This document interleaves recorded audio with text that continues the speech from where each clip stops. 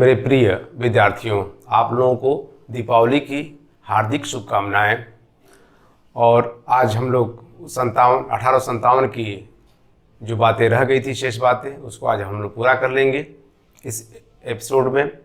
और एक चीज़ और बता दें कि जो टीजीटी की तैयारी कर रहे हैं, जो पीजीटी की तैयारी कर रहे हैं और जो दरोगा की भी वैकेंसी आ गई है, जो लोग वीडियो नहीं पढ़ पाए हैं, नहीं सुन पाए हैं, उन लोगों से मेरा आग्रह है कि पूरा जो हमारा अब तक जो वीडियो पड़ा हुआ है इतिहास का, संविधान का, उसको ज़रूर सुने, उनसे उनको बहुत लाभ होगा। अब उसी कड़ी में हम लोग आज 1857 की जहाँ पे हमने समाप्त किया था, उसी के आगे हम लोग बढ़ते हैं। और हमने बताया था कि जो तत्कालिक कारण था जिसके कारण से ये क्रांति हुई थी, ये विद्रोह हुआ था, और वो था चर्बीयुक्त कारतूस। हमने ये भी बताया था कि इस चर्बीयुक्त कारतूस से हिंदू और मुसलमान दोनों का धर्म भ्रष्ट होने लगा, क्योंकि गाय से हिंदू का और सूअर से मुसलमान का। तो निश्चित है कि ये बहुत बड़ा घटना थी, विशेषकर हिंदू और मुसलमानों के लिए। उनके लिए तो कोई बात नहीं थी। और इस चर्बीयुक्त कारतूस के खिलाफ सबसे पहले अगर किसी ने बगावत किया तो वे थे मंगल पांडे, जिसकी हमने चर्चा किया था कि 29 मार्च 1857 को इन्होंने विद्रोह कर दिया और वहाँ के दो जो अंग्रेज अधिकारी थे, जनरल वाघ की हमने बताया थे, हत्या कर दिए थे, और हीरोज जो उनका सहायक था उसको उन्होंने घायल कर दिया था।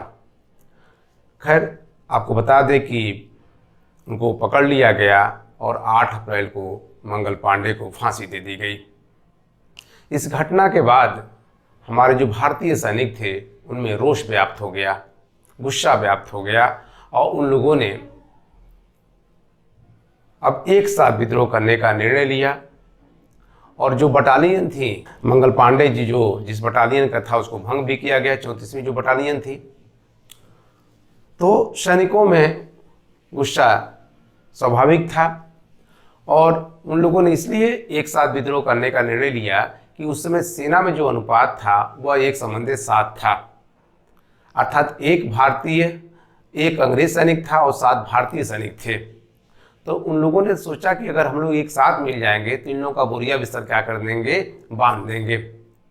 और विद्रोह की तिथि मीटिंग करके इन लोगों ने निश्चित किया कि हम लोग एक साथ 31 मई को विद्रोह करेंगे।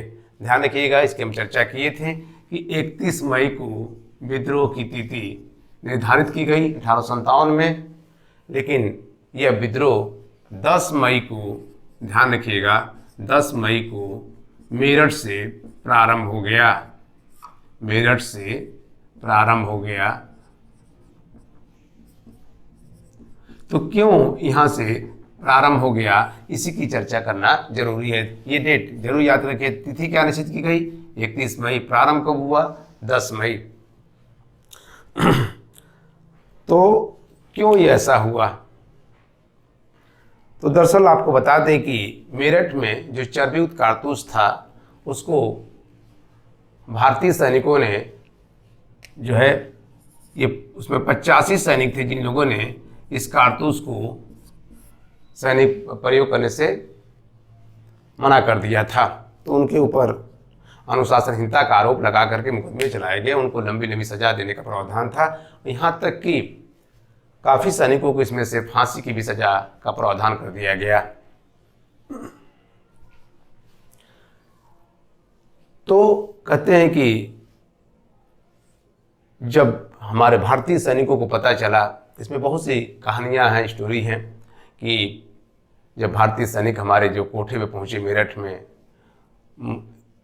अंग्रेज़ों की कोठी अलग होती थी, हमारे भारतीय सैनिकों की कोठी अलग होती थी, और ये लोग मुजरा उजरा सुनने जाते थे।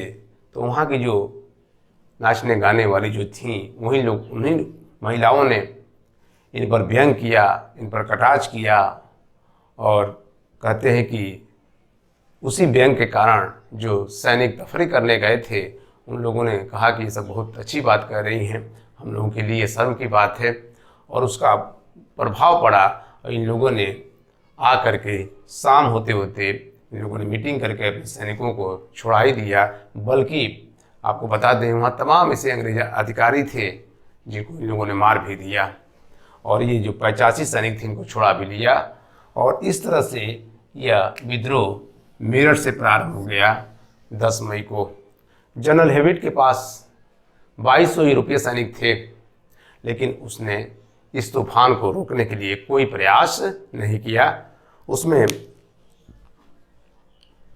कई यूरोपियों की पत्नियां भी मारी गई थीं, और उसमें से कहा जाता है कि उसलिए मारी गई कि उन लोगों को अपने पति के सामने आ गई अचानक और गोली के शिकार हो गई।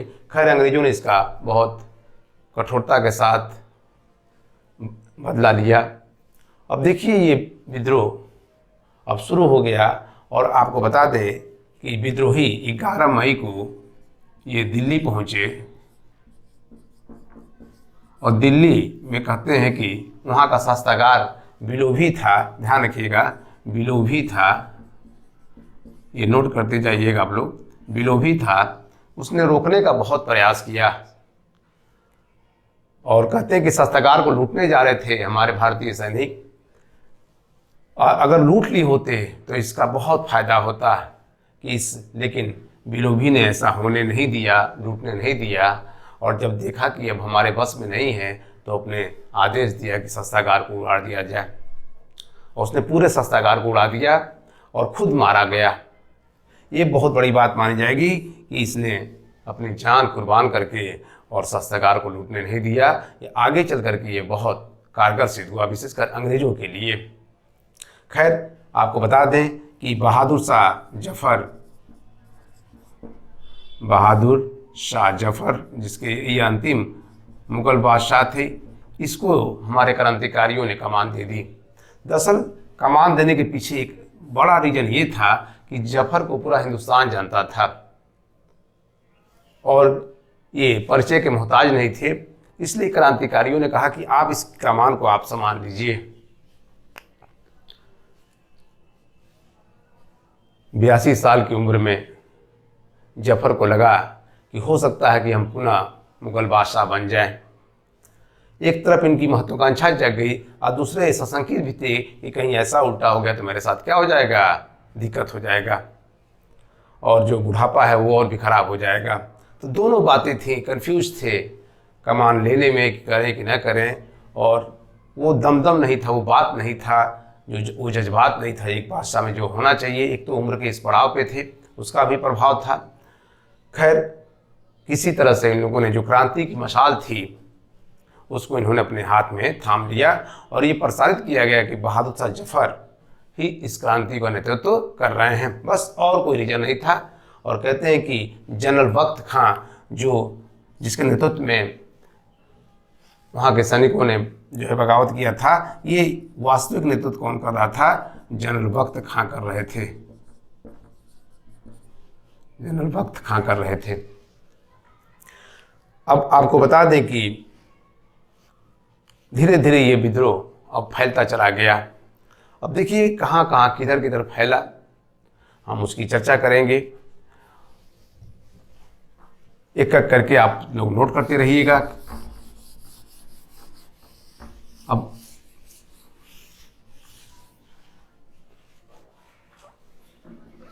अब देखें तो ये विद्रोह मध्य भारत में, उत्तर भारत के कुछ हिस्सों में ही रह गया, नहीं जहाँ जहाँ जाना चाहिए था नहीं गया। उसका रीजन सबसे बड़ा कारण था ये समय का ना होना। खैर तो आप ध्यान रखिए कि ये विद्रोह कहाँ का फैला और किसने नेतृत्व किया और किसने उस विद्रोह को दबाया। तो पहले तो हम लिखते हैं आस्थान, ऐसे बना लेते हैं, आप लोग भी बना लीजिएगा। विद्रोही नेता, विद्रोही नेता,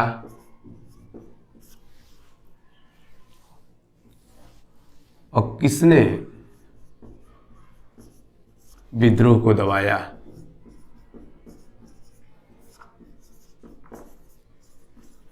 ये बना दिए हैं ताकि आपको दिक्कत नहीं होगी। अब देखिए स्थान कानपुर,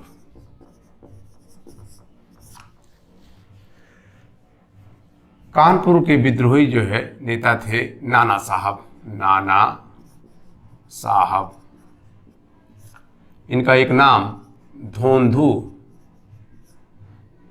पंत भी बनता है।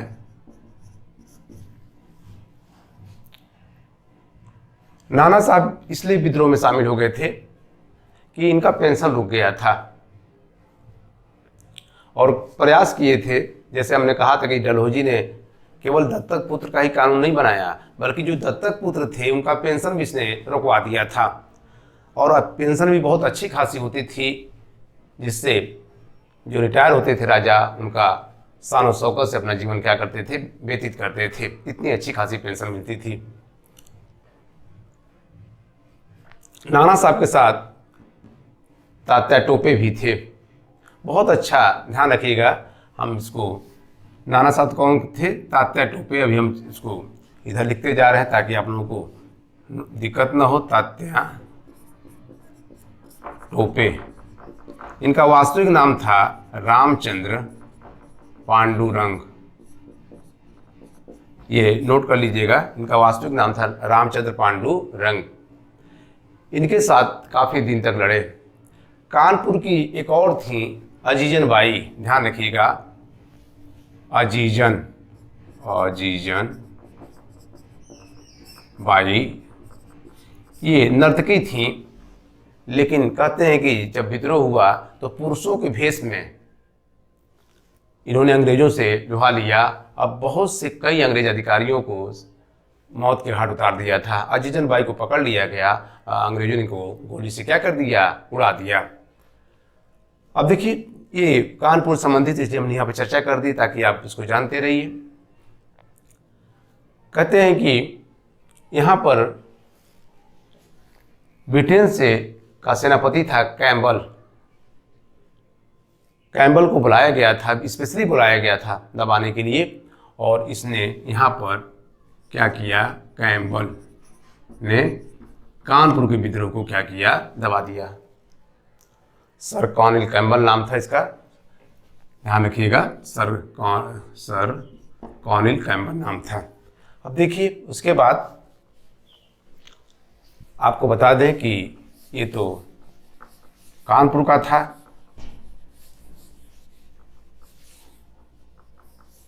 अब उसके बाद है आपका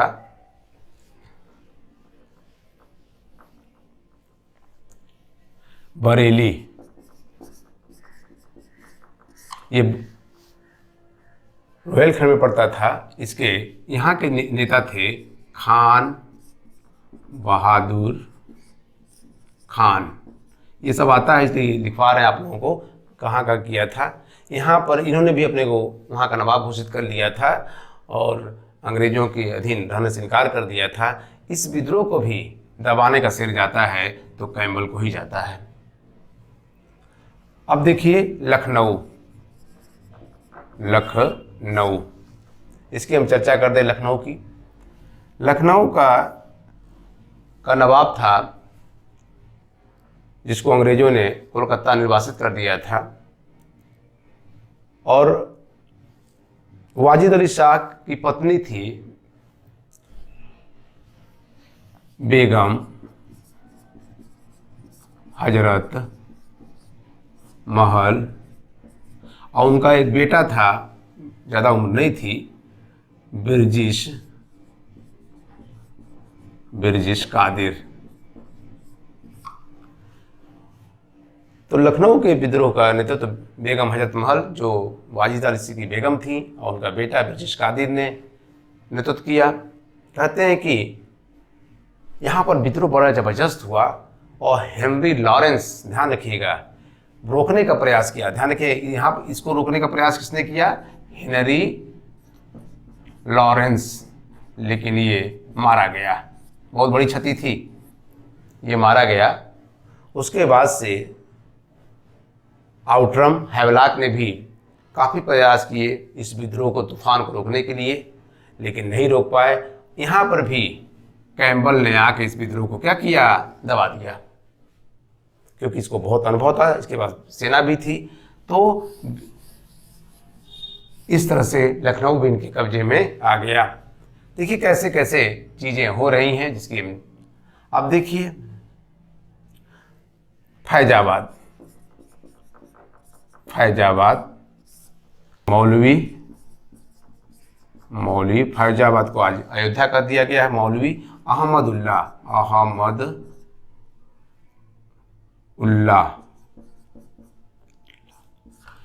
ये मौलवी कहते हैं कि छोटी छोटी टोलियां बना करके लोगों को समझाते थे, उपदेश देते थे। इनके ऊपर अंग्रेजों ने 50,000 का इनाम रखा था। देखिए उस समय 50,000 कितना मायने रखता है, इनको पकड़ने के लिए 50,000 का इनाम रखा गया था।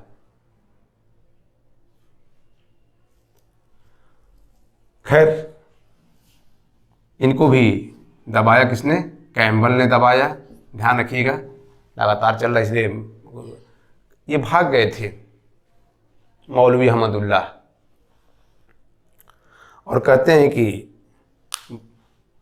बुंदेलखंड के राजा पवैया के यहाँ पवैया के स्थान पर ठहरे हुए थे, और वहीं के राजा ने का एक छोटा भाई था, उसने रात में इनका गला काट करके और जो सर था वो ले जाकर अंग्रेजों को सौंप दिया और 50,000 रुपया इनाम में प्राप्त कर लिया। अंग्रेजों ने खौफ डालने के लिए, जनता में भय लाने के लिए शाहजहांपुर के कोतवाली के बाहर उनके सर को कोतवाली के बाहर लगा दिया था। तो इस तरह से यहाँ भी दबाया गया। आप देखिए कहाँ कहाँ फैल रहा, उसी की चर्चा कर रहे हैं। अब हम लोग चलते हैं इलाहाबाद, जिसको बनबाद इलाहाबाद प्रयागराज जिसको कहा गया है इलाहाबाद। यहाँ का थे लियाकत अली। इन्होंने भी अंग्रेजों को पानी पिला दिया था। यहाँ पर दबाया कर्नल लील ने, कर्नल, ध्यान रखिएगा, कर्नल लील ने।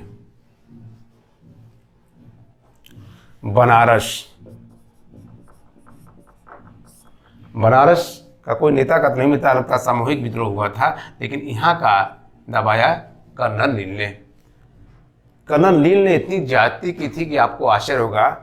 बनारस के गलियों से, विशेषकर चौक इत्यादि गलियों से, जो भी 15 साल से उम्र बच्चे मिले जिनकी उम्र अभी 18 साल नहीं हुई थी, देखने में वो 18 साल लग रहे थे, उनको सबको पकड़वा करके और पेड़ों पर टंगवा दिया था। इलाहाबाद से बनारस तक ऐसा कोई पेड़ नहीं था जिस पर 10 से 15 लोगों को न लटका दिया गया हो। कहा जाता कि रस्सियाँ कम पड़ गई थीं, जो है कि कहाँ से लाई जाए। अब इसी से अंदाज़ा लगेगा कि अंग्रेजों ने कितना हमारे जनता के साथ कठोरता का व्यवहार किया था। तो ये अब झांसी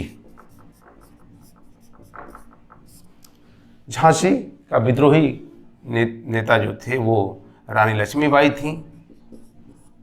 रानी लक्ष्मीबाई, आप जानते हैं रानी लक्ष्मीबाई के पति का नाम था गंगाधर राव, और रानी लक्ष्मीबाई बनारस की रहने वाली थी। रानी लक्ष्मीबाई का कई नाम मिलता है, मनु, मणिकर्णिका, छबीली, अन्य नाम भी मिलते हैं। ये सब नाम याद रखिएगा, पूछता है सब चीज़ें। तो 3 हमने नाम बताया, मनु, मणिकर्णिका और छबीली।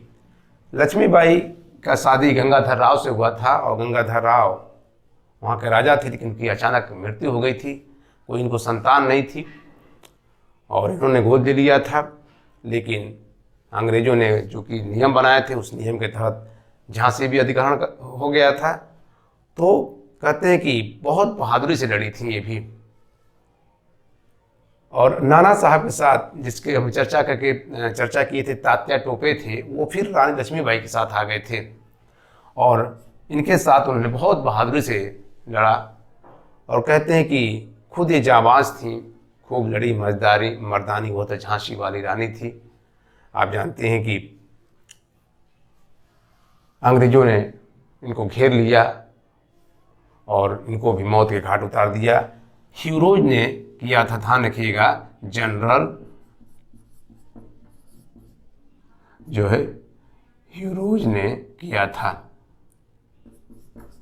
इसको ह्यूरोज ने कहा था कि इन क्रांतिकारियों में अगर कोई एकमात्र मर्द है तो वो है रानी लक्ष्मीबाई, और बहुत बहादुरी से लड़ती हुई वीरगति को प्राप्त हुई।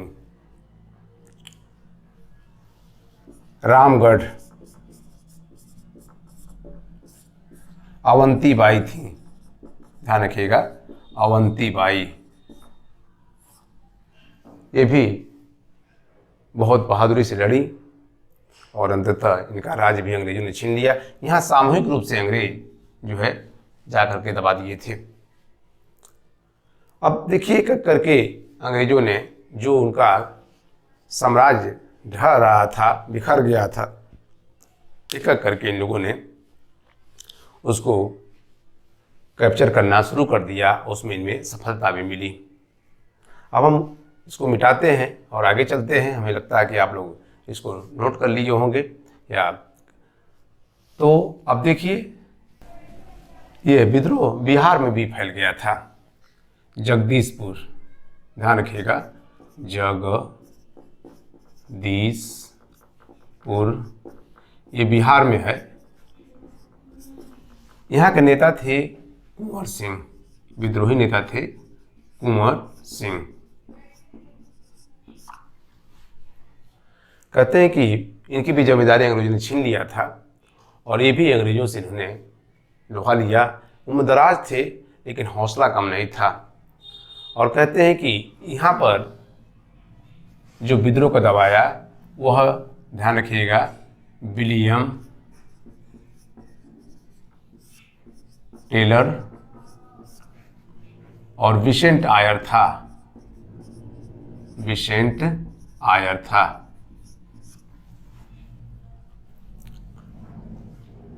और इनको बाह में गोली लग गई अपने जो है, और कहते हैं कि गंगा नदी में छलांग लगा दिए और उस पार ये चले गए, लेकिन अंग्रेज इनको पकड़ नहीं सके। अभी हम चर्चा करेंगे कि ये भी माना जाता है कि जंगल में भाग रहे होंगे तो लगता है शेर इनका शिकार कर गया होगा। अब देखिए तो इस तरह से जगदीशपुर बिहार को अब इनके भाई अमर सिंह ने काफ़ी दिन तक जो है अंग्रेजों से लोहा लेते रहे। अब इसके अलावा और भी छुटपुट विद्रोह होते रहे जिसका नेतृत्व जिसकी हम चर्चा कर रहे हैं, जैसे गोरखपुर, ध्यान रखिएगा, हम इधर लिख दे रहे हैं गोरखपुर। ये भी क्वेश्चन आया है। यहाँ पर विद्रोह का नेतृत्व गजाधर सिंह ने किया था, ध्यान रखिएगा, गजाधर सिंह ने किया था। मथुरा, ये भी क्वेश्चन आया है, मथुरा देवी सिंह ने किया था, ध्यान रखिएगा, मथुरा देवी सिंह। इस मेरठ कदम सिंह,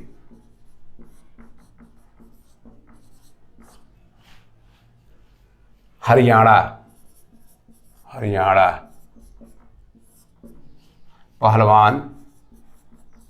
पहलवान तुलाराम ने किया था, तुलाराम ने किया था। यादव जाति के थे ये, बड़ा और लाठी से बहुत अंग्रेजों को उन्होंने मारा था। इनको भी अंग्रेजों ने घेर के गोली से क्या कर दिया था, उड़ा दिया था। सुल्तानपुर, ध्यान रखिएगा, सुल्तानपुर शहीद हसन।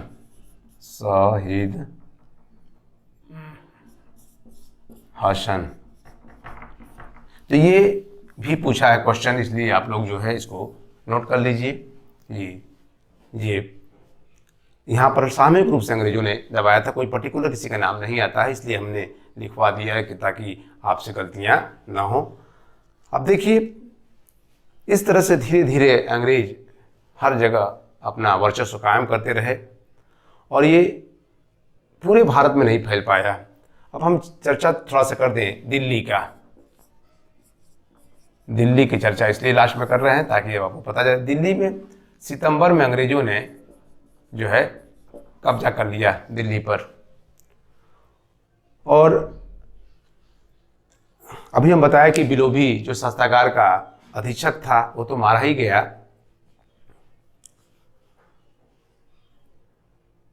इसके अलावा एक और भी अंग्रेज वहां पर शहीद हुए थे। कहते हैं कि हडसन वहां का सेनापति था, उसने जो है लाल किला को घेर लिया जहाँ पे बहादुर जफर थे, लेकिन वो थे नहीं, भाग गए थे और वो हुमायूं के मकबरा के पास जाकर छिप गए थे। तो जफर की एक पत्नी थी, ध्यान रखिएगा, जीनत। इन्हें महक परी के नाम से भी जाना जाता है। और जीनत जो है कह सकते हैं कि महल की जितनी सूचनाएं थीं अंग्रेजों को भेजा करती थीं। और जीनत की उम्र भी बहुत ज़्यादा नहीं थी, हमें लगता है कि ये मुश्किल से 30 या 35 वर्ष की रही होंगी, और जफर तो खैर 80 साल के थे। तो इन्होंने ही बताया था, जब किले घेर लिए तो जीनत ने ही बताया था कि जफर कहाँ जाके छिप गए हैं, नहीं तो शायद हो सकता है कि अंग्रेज ना पकड़ पाते। और कहते हैं कि हडसन जो सेनापति था वह हुमायूं के मकबरे से नीचे से जफर को पकड़ लिया, और कहते हैं कि 2 बेटे और 1 पोते के साथ वहाँ पर छिपे थे। और हडसन ने वचन दिया जफर को कि आपके इन लोगों से केवल पूछताछ की जाएगी और इनको छोड़ दिया जाएगा। और चांदनी चौक वहाँ पर है, कहते हैं हडसन ने उन लोगों को खड़ा करके गोली से क्या किया, उड़ा दिया। हमने कहा ना कि बहुत निर्दयता पूर्वक इन लोगों ने बदला लिया भारतीयों से। उनके एक अंग्रेज अधिकारी मारे गए तो हमारे लोगों ने 10 लोगों को मार दिए।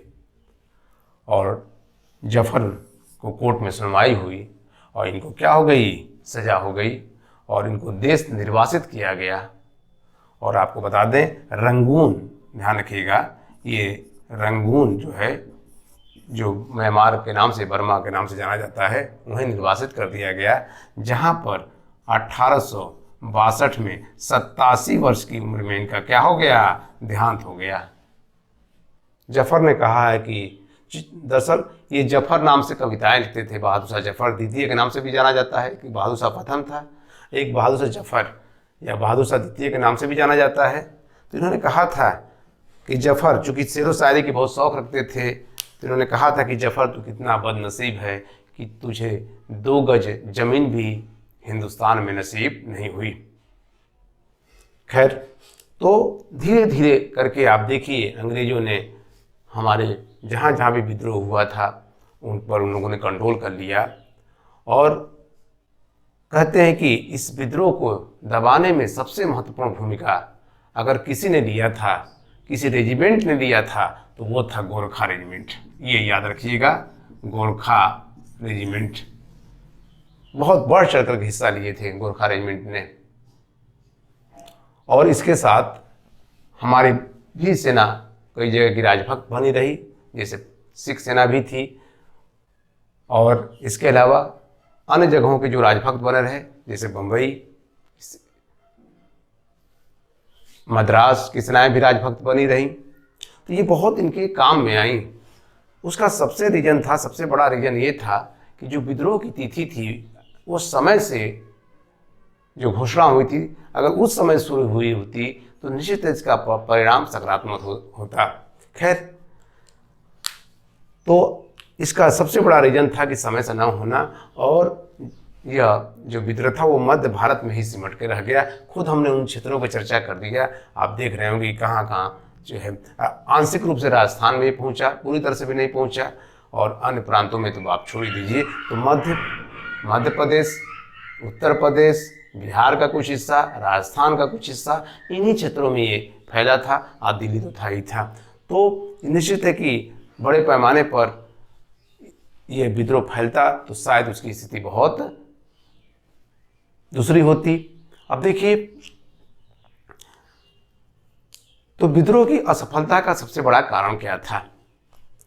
तो सबसे बड़ा कारण ये था, पहला कारण, जिसमें कहते हैं कई कारण थे, लेकिन जो पहला कारण था समय से न होना। ध्यान रखिए, समय से न होना। इसको आप नोट करते रहिएगा, हमें लगता है आप नोट कर लिए होंगे।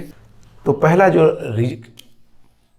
कारण था, मतलब असफलता का कारण, असफलता के कारण, तो सबसे बड़ा कारण पहला था समय से ना होना, समय से ना होना। ये सबसे बड़ा कारण माना जाएगा, क्योंकि उस समय अंग्रेजों के पास वैसे टेलीफोन का आविष्कार हो गया था, लेकिन वो अंग्रेजों के पास था और उनको तो सूचनाएं मिल जाती थी, लेकिन हमारे भारतीयों को सूचनाएं नहीं मिल पाती थी, इसलिए उनकी सेनाएं वहां पहुंच जाती थी। और लोगों को लगा कि अरे यार 31 मई निश्चित रखा गया, 10 मई को कैसे हो गया। दूसरा, योग्य नेतृत्व नहीं था हमारे पास, योग्य बहादुर शाह जफर में उद्यम नहीं था कि वो नेतृत्व को धार दे सके। तीसरा, आधुनिक हथियार नहीं थे, आधुनिक हथियार नहीं थे। अगर ये सब रहते, जो तलवार से, भाला से, लाठी से लड़ रहे थे, जो बंदूकें थीं वो पुरानी बंदूकें थीं, इनफील्ड राइफल का आविष्कार हो गया था, लेकिन वो अंग्रेजों के पास था। कहते हैं कि इतना अचूक उसका निशाना होता था कि एक बार नाना साहब ने कहा था कि ये केवल बंदूक तान लेते हैं तो लोग दहशत के मारे मर जाते हैं। इतना मतलब खौफ था उससे, इसी से अंदाजा लगाइए आप। चौथा था कि मध्यम वर्ग के लोगों ने भाग लिया, मध्यम वर्ग के लोगों ने भाग लिया, न कृषक वर्ग लिया, न निम्न वर्ग के लोगों ने लिया। तो ये भी चीजें थी कि इन लोगों ने अगर चीजें। पांचवा था, राजवाड़ों ने भाग नहीं लिया, राजवाड़ों ने भाग नहीं लिया। जैसे सिंधिया थे, होलकर थे, गायकवाड़ थे, इन लोगों ने भाग नहीं लिया। लॉर्ड कैनिंग ने कहा था कि अगर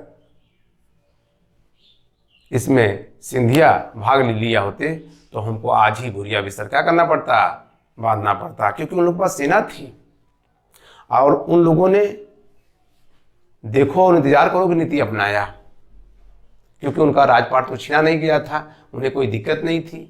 जिनको दिक्कत थी वो तो शामिल हुए। हो सकता है कि जो लोग शामिल हुए थे अगर उनको भी दिक्कत नहीं होती तो वो लोग भी शामिल नहीं होते। तो ये भी माना जाएगा कि जिनको दिक्कत थी वही लोग शामिल हुए। ये बहुत कम देखने को मिलता है कि जिनको दिक्कत नहीं थी उसमें शामिल नहीं हुए, इसीलिए उनको पुरस्कार के रूप में दिया गया। जो 1858 का अधिनियम आया, फिर जो नीति परिवर्तन हुआ, उसमें बहुत फायदा हुआ उनको। तो सोचिए, इतनी बड़ी बात थी कि कैनिंग ने ये बात कहा था कि अगर सिंधिया भी शामिल हो गए होते तो हमें आज ही बोरिया बिस्तर क्या करना पड़ता, बांधना पड़ता। आपस में इनका तालमेल नहीं था, कैसे रणनीति अपनाना है। प्रतीक के चिन्ह के रूप में तो भाई रोटी और कमल था ही था, लेकिन वो उतना कारगर सिद्ध नहीं हुआ, क्योंकि ले जाने लाने में दिक्कत होता था, कोई साधन नहीं होते थे। तो ये भी एक कारण माना गया। तो ये सारे रीजन थे जो असफलता के कारण माने जाते हैं। अब देखिए, इसके बाद से अंग्रेजों ने क्या परिवर्तन किए। निश्चित है कि उसका प्रभाव दूर तक दिखाई दिया, लंदन तक दिखाई दिया, इसमें कोई संदेह नहीं। इसीलिए जो 1858 का अधिनियम आया उसका ही प्रभाव था।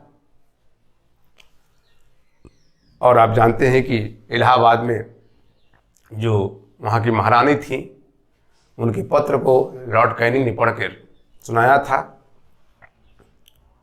उनकी घोषणा को हमारे भारत के इतिहास में मैग्ना कार्टा भी कहा जाता है एक तरह से, जो बुची बीबर वो कहता है। तो अब उसमें ये बातें आई कि अब हम अंग्रेज चाहे हिंदू हो चाहे मुसलमान, अब उनके धार्मिक मामले में कोई हस्तक्षेप नहीं करेगा। और जो रजवाड़े थे वो भी अब उनको पुरस्कृत किया गया। अब कोई राज अधिग्रहण नहीं किया जाएगा। और गोद प्रथा वाली जो परंपरा थी उसको अब समाप्त कर दिया गया कि नहीं भाई, अब ले सकते हैं आप, कोई दिक्कत नहीं है। मतलब परिवर्तन काफ़ी हद तक चीज़ों में हुआ और ये इसका रीज़न था कि उस विद्रोह ने उन लोगों को हिला कर रख दिया था। तो इसलिए थोड़ा सा ही सही भारतीयों को लाभ देना इन लोगों ने क्या किया, शुरू किया।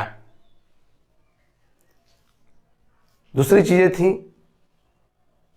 1861 के अधिनियम के तहत अब हर साल परीक्षा जो है एक लंदन में होगी। भारतीयों को भी उसमें जाने की अनुमति थी, इसके पहले ही घोषणा हो चुका था, लेकिन जा नहीं पा रहे थे। लेकिन इतना नियम कठोर था उसमें, इतनी चीज़ें थी, वो अंग्रेजों के ही लाभ में था, भारतीयों को उतना लाभ नहीं हुआ जितना होना चाहिए था, क्योंकि वो नहीं चाहते थे कि उच्च पद पर भारतीय जाए। उनको दिया जरूर गया था, लेकिन उसके जो रूल्स थे वो अंग्रेजों के फेवर में थे, ना कि भारतीयों के फेवर में थे। अब देखिए उसके बाद क्या परिवर्तन हुआ। पील कमीशन का गठन किया गया। पील कमीशन का गठन इसी के रिपोर्ट के आधार पर सेना में परिवर्तन किया गया, जहां पर अनुपात बंगाल में 1:7 था सेना का अनुपात, अब उसको हटा करके 1:2 कर दिया गया। कहाँ किया गया भाई? बंगाल में, ध्यान रखिएगा। और मद्रास में क्या किया गया? वहां पर 1:3 कर दिया गया। वहां नहीं हुआ था, लेकिन फिर भी सतर्क रहे अंग्रेज कि नहीं हो सकता है कि जो बंगाल में दोहराया गया मद्रास में भी दोहराया जा सकता है, तो वहां पर भी चौकन्ने हो गए। और जितने ऊंचे पद थे वो सब अब यूरोपियों को दिए जाएंगे, किसी भी भारतीयों को नहीं दिए जाएंगे। ये भी परिवर्तन किया गया। और इसके पहले एक स्टेटमेंट है चार्ल्स नेपियर का। उसने कहा था कि उच्च जातीय के भाड़े सैनिकों पर हमें कोई विश्वास नहीं है। चार्ल्स नेपियर का ये स्टेटमेंट कई बार एग्जाम में आया है, नेपियर का, कि इसी ने कहा कि उच्च जातीय भाड़े के सैनिकों पर हमें कोई विश्वास नहीं है। तो वो अविश्वास इन लोगों पर नहीं करता था। और हमने कहा कि गोरखा रेजिमेंट को हर जगह बढ़ाया गया, पंजाबी जो सैनिक थे उनको भी महत्व दिया गया, और जो भारतीय सैनिक थे, विशेषकर जो उच्च वर्ग के लोग ज़्यादा सैनिक में भर्ती थे, अब उनकी जो है भर्ती कम होने लगी, और जो निम्न वर्ग के थे या मध्यम वर्ग के लोगों को भर्ती करना इन लोगों ने ज़्यादा शुरू कर दिया। तो इस तरह से अंग्रेजों ने धीरे धीरे कदम बढ़ाना शुरू कर दिया, और अब इस रणनीति पर पहुँचे कि हिंदू जो मुसलमान कंधा से कंधा मिला लड़े थे, अब उनको थोड़ा सा डिफरेंट किया जाए और फूट डालो राज करो की नीति के तहत अब काम किया जाए। तो ये परिवर्तन था 1857 के विद्रोह की चीज़ों का। इसका निश्चित प्रभाव पड़ा, लंबे समय तक प्रभाव पड़ा इसका। इसीलिए आगे चल करके जो है W हंटर ने कहा है इंडियन मुसलमान में कि अगर भारत पर लंबे समय तक शासन करना चाहते हो तो मुसलमानों को संरक्षण दो, हिंदुओं को नहीं। तो इसी रणनीति के तहत था। यही कारण था कि जब कांग्रेस का गठन होता है और उसके पहले अंग्रेजों के दिमाग में आता है, तो अंग्रेजों का ही प्रयास था कि कांग्रेस का गठन हुआ, एक नेशनल स्तर की पार्टी का गठन हुआ। वो अपने फायदे के लिए किए थे, जिसकी चर्चा हम अगले वीडियो में करेंगे। और इस पर जो क्वेश्चन बनेगा हम उसको भी एक क्वेश्चन दे देंगे, विशेषकर जो TGT PGT का एग्ज़ाम दे रहे हैं और दरोगा की भी वैकेंसी आ गई है, उन दृष्टि में हम काम करना शुरू कर दिए। धीरे सही, लेकिन काम हो रहा है। आपको हर वीडियो को एक बार 2 बार सुनते रहना है, फिर किताब पढ़ते रहना है। काफ़ी हद तक आपकी जो तैयारी, विशेषकर जो संविधान का पोर्शन है, जो हिस्ट्री का पोर्शन है, आपका तैयार हो जाएगा और आपकी मदद करेगा। और अगले जो वीडियो हम डालेंगे उस पर हम जो विशेषकर पुनर्जागरण से संबंधित क्वेश्चन डालेंगे, 1857 से क्वेश्चन डाल देंगे और उस पर चर्चा कर देंगे। और फिर अगला जो वीडियो हमारा शुरू होगा 1885 कांग्रेस की स्थापना से। धन्यवाद।